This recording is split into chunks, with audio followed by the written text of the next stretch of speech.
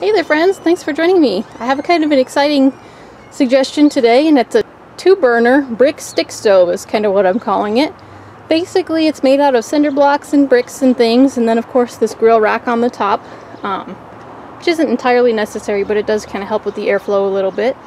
And it works really good as far as, you know, trying to just cook some stuff outside with just some regular sticks from the yard. So let me go ahead and take it apart a little bit, and then I'll show you how it's actually made, and then we'll go ahead and make something with it. It'll be fun! Yay! Okay, so as we're putting it together here, the first thing that you'll see that we have is 3 of these little cinder block things. They're just the regular size ones, not the extra skinny ones, and they're just, you know, really inexpensive at any hardware store or whatnot. And so I have 2 on the ends, which are up and down with the holes facing out. Both of them are the same. And then this bottom one is on its side with the holes facing front to back. And then the next one we use is a half one. It's exactly half the size, of one of these other ones here, except it only has 1 square. So we take one of those and we stick it right in the middle. So 3 of these cinder blocks, 1 square, and then we're going to take 4 blocks that look like this. These are just regular ordinary bricks. This one's obviously used. It's all black. Excuse me. And so we're going to take these and we're going to stick them in here. So we need 4 of them so that we can, excuse me again, kind of enclose the little area right here to make this little hole. So that's how there's 4 of them. You use 2 on this side and then 2 on the other side. Okay, so now that we have all of those in place, the next thing we would do is stick some more bricks on the top to kind of hold these in place because they're kind of wobbly otherwise.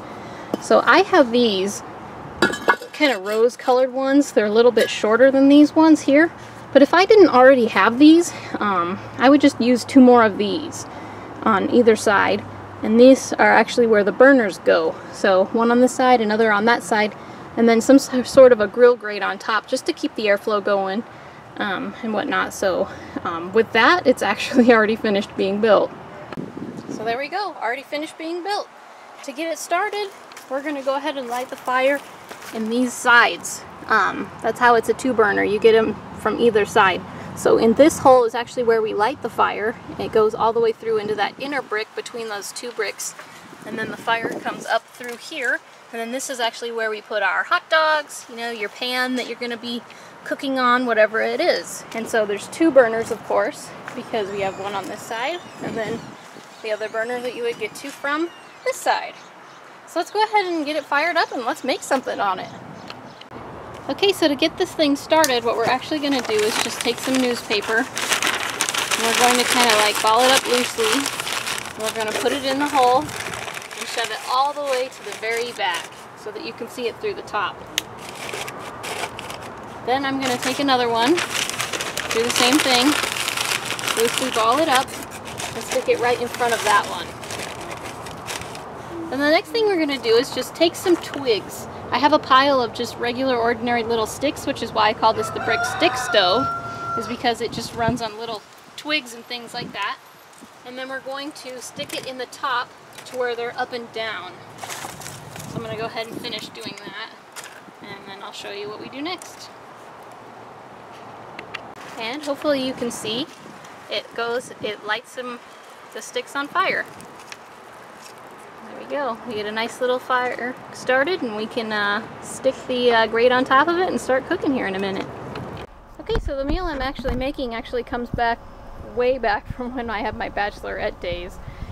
We call it tortilla pizza.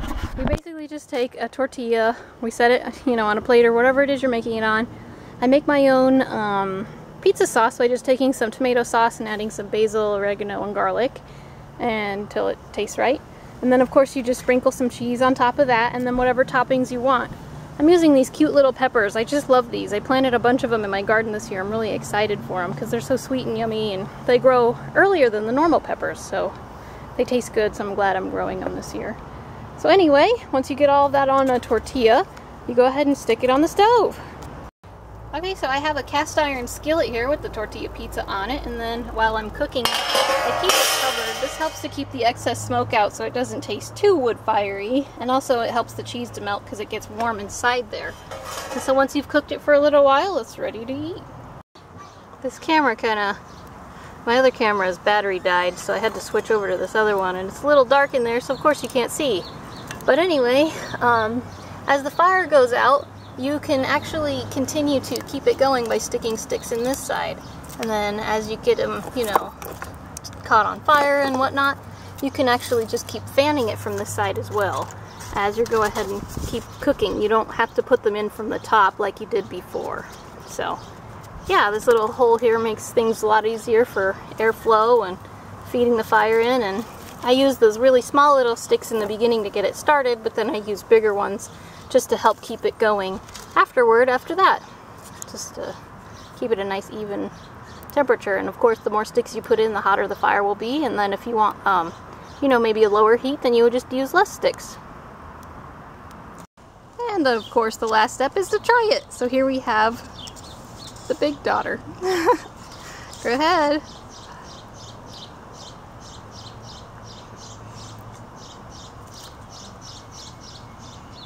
Oops. Is it good? Is it wood fiery tasting, or a little bit, but not too much, or what do you think? Is it too much? No, it's not like this thing. Lightly wood fired flavor? Yeah, lightly. Oh, okay. Cool. Is it hot? A little bit. Good. I don't mind.